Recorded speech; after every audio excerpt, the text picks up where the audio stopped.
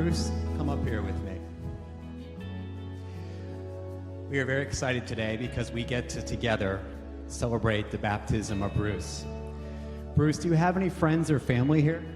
A few, yes, right over here. Are we here out there? Yes, absolutely love it. So Bruce, I want to ask you a question. Has there been a point where you asked Jesus into your heart to be your Lord and Savior? Yes.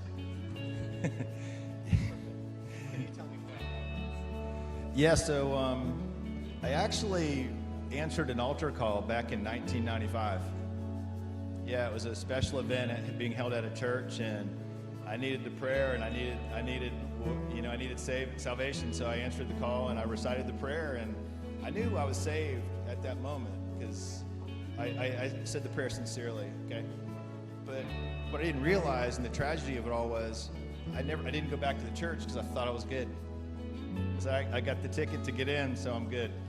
And so the tragedy, the next 22 years of my life, I just went through without a relationship with Christ. I didn't even understand that was available to me, really. Or that He would even want to have a relationship with me. I mean, I didn't think of it.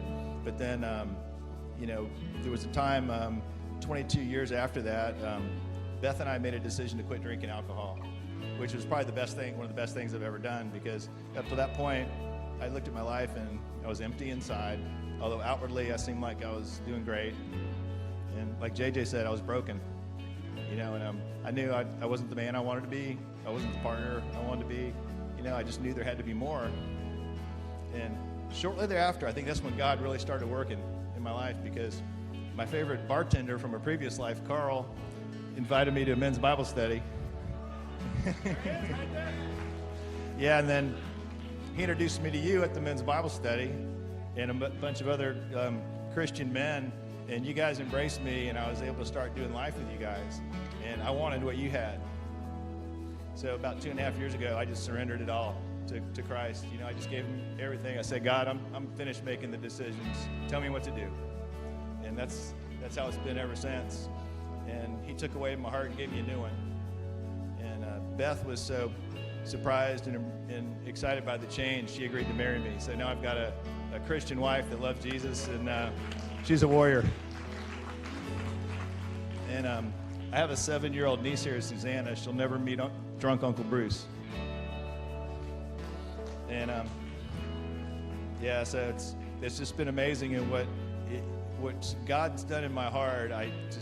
If you'd have told me 5 years ago, sitting in the bar, that I'd be embracing homeless people and feeding them and telling them about Jesus out in the woods, I'd have said you're crazy. But yet here I am. That's my life today, and I can't get enough of it. That's where the true joy is serving others, the people that can never pay you back, the least of His children. So life is great, brother. I love all you guys. Wow. To God be the glory. Absolutely love that. We see your fruit of the Spirit. Without further ado, let's get you baptized.